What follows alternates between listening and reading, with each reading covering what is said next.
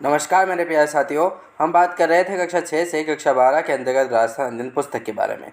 दोस्तों, यह पुस्तक एनसीईआरटी और आरबीएसई की प्रमाणित पुस्तक है, तो आप निश्चिंत हो जाइए। आगामी प्रतियोगी परीक्षाओं में जो है आपको प्रश्न इनसे देखने को मिलेंगे, क्योंकि आपका जो बेस लेवल होता है, आपका जो जीरो लेवल है, ठीक है, वो यही पुस्तकें होती है। जीरो से आपको हीरो सीरीज़ जो है ना, वो उसके अंतर्गत देखने को मिलती है, क्योंकि राजस्थान सामान्य ज्ञान, राजस्थान जीके जो प्रश्न आपको पूछे जाते हैं वो यहीं से बनते हैं। 100% आप मान के चलिए, ठीक है।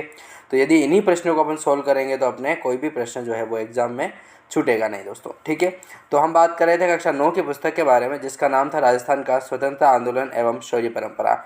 इसके अंतर्गत हम क्रमवाइज तरीके से जो है वो बात कर रहे थे। माध्यमिक शिक्षा बोर्ड की पुस्तक होने वाली है, ठीक है।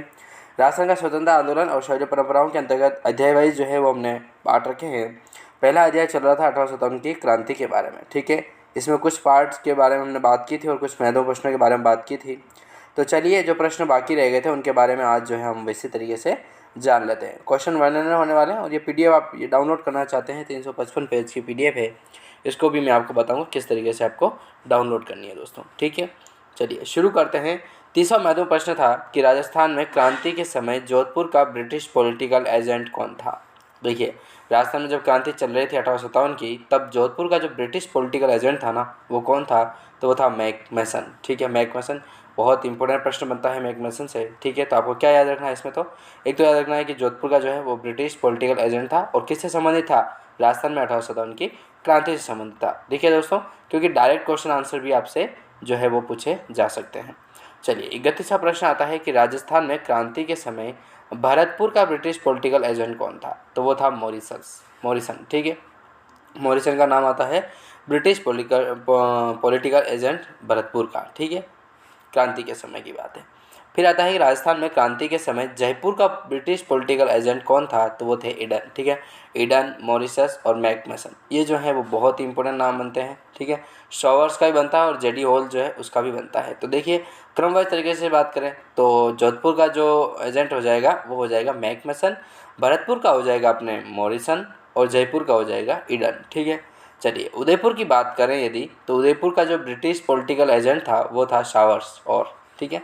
इसका पूरा नाम ही ऐसे ही है, शावर्स और। देखिए, नाम थोड़े कुछ अजीब है लेकिन आपको याद रखने ही पड़ेंगे, ठीक है, क्योंकि प्रश्न जो है वो as it is question answer के रूप में आपको पूछे जा सकते हैं, ठीक है।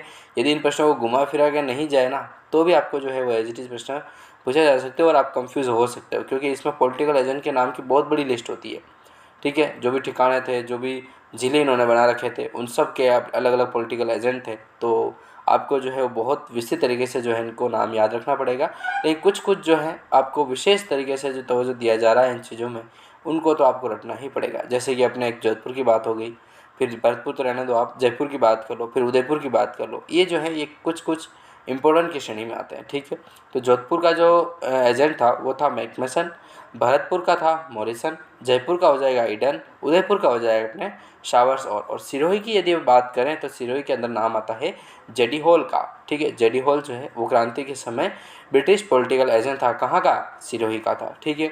चलिए, ये कुछ एजेंट्स के नाम थे, वो आपको इम्पोर्टेंट हैं, जो मैं आपको बता देता हूँ। एक तो हो जाएगा जोधपुर का पॉलिटिकल एजेंट कौन था? तो वो था मैकमेसन। भरतपुर नहीं है इसमें। जयपुर की बात करें फिर तो जयपुर का नाम आता है ईडन का। उदयपुर की बात करें तो शावर्स और जो है वो उदयपुर का ब्रिटिश पॉलिटिकल एजेंट था, ठीक है। तो आपको 3 नाम याद रखने हैं। जोधपुर का हो जाएगा मैकमेसन, जयपुर का हो जाएगा ईडन और उदयपुर का हो जाएगा अपना शावर्स और, ठीक है। चलिए नेक्स्ट क्वेश्चन की बढ़ते हैं। तो नेक्स्ट क्वेश्चन आता है कि क्रांति के समय राजस्थान में कितनी अंग्रेजी छावनियाँ थी, ठीक है। अंग्रेजी छावनियाँ कितनी थी 1857 की क्रांति के समय? तो वो हो जाएगी 6 छावनियाँ थी, जिसमें पहला नाम आता है नसीराबाद का, फिर आता है नीमच, देवली, ब्यावर, एरनपुरा और खेरवाड़ा, ठीक है। ये जो है वो छावनियाँ थी कब, किस काल की? अंग्रेजों के काल की, ठीक है। क्रांति के समय की बात है। तो 6 क्रांतियाँ थी, क्रमवाइज तरीके से याद रहे आपको। नसीराबाद, नीमच, देवली, ब्यावर, एरनपुरा और खेरवाड़ा, ठीक है। चलिए नेक्स्ट प्रश्न की ओर बढ़ते हैं। तो 36वां महत्वपूर्ण प्रश्न आता है कि राजस्थान में स्थित 6 सैनिक छावनियों को अंग्रेजों की संख्या में कितनी थी? तो वो थी 30, ठीक है। राजस्थान में स्थित 6 सैनिक छावनियाँ जो हैं उनमें अंग्रेजों की संख्या जो है वो औसतन 30 रखी गई थी, ठीक है। चलिए 37वां प्रश्न है कि राजस्थान में क्रांति का सूत्रपात कहाँ से हुआ था? तो जो शुरुआत जो है वो नसीराबाद से होती है। देखिए, सूत्रपात करके नाम से आपको जो है वो भी पूछा जा सकता है, ठीक है। तो सूत्रपात, शुरुआत, ये सब एक ही वर्ड है। तो क्रांति की सूत्रपात जो है या शुरुआत है जो है वो नसीराबाद से होती है। ठीक है, चलिए मैं नेक्स्ट मेरा प्रश्न है कि नसीराबाद में कौन से सैन्य टुकड़ी जो है उसके जवान थे। तो 15वीं और 30वीं बंगाल नेटिव इन्फेंट्री और भारतीय तोपखाने की जो सैनिक टुकड़ी है वो पहली मुंबई लांसर्स जो है उसके द्वारा जो है वो सैनिक टुकड़ियां जो हैं उसमें जवान थे। ठीक है, नसीराबाद की बात कर रहे हैं अपन। ठीक है, चलिए नेक्स्ट मैं दो प्रश्न ले लेते हैं इसी कड़ी में। तो देखिए अपना प्रश्न आता है 39वें नंबर का कि नसीराबाद की किस सैन्य टुकड़ी ने सबसे पहले विद्रोह किया था। नसीराबाद की कौन सी सैन्य टुकड़ी थी जिसने जो है वो सबसे पहले विद्रोह किया था। तो वो हो जाएगी 15वीं बंगाल नेटिव इन्फेंट्री जिसने किया था 28 मई को। ठीक है, 1857 की बात है। 28 मई 1857 को जो है वो 15वीं जो बंगाल नेटिव इन्फेंट्री थी उसके द्वारा जो है वो नसीराबाद में सैन्य टुकड़ी से जो है वो पहला विद्रोह किया जाता है। ठीक है दोस्तों, चलिए 40वां और अंतिम प्रश्न आता है कि नसीराबाद छावनी के 4 अंग्रेज अधिकारियों में से किसकी हत्या कर दी गई थी। तो मेजर जो स्पॉटिस वुड है और कर्नल न्यू बारी जो था उसकी जो है वो हत्या की जाती है नसीराबाद छावनी में। ठीक है, 4 अंग्रेज अधिकारियों में से। ठीक है, तो बहुत इंपॉर्टेंट प्रश्न बनता है इनके बारे में।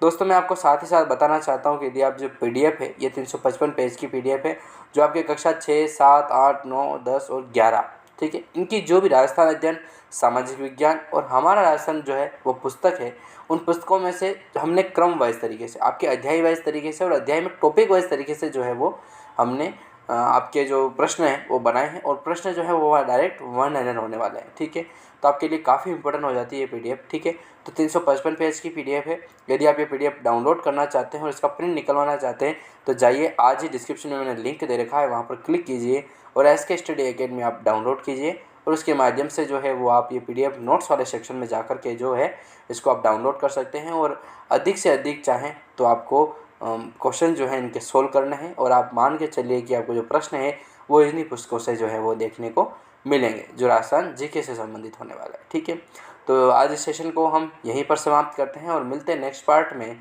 तब तक के लिए जय हिंद।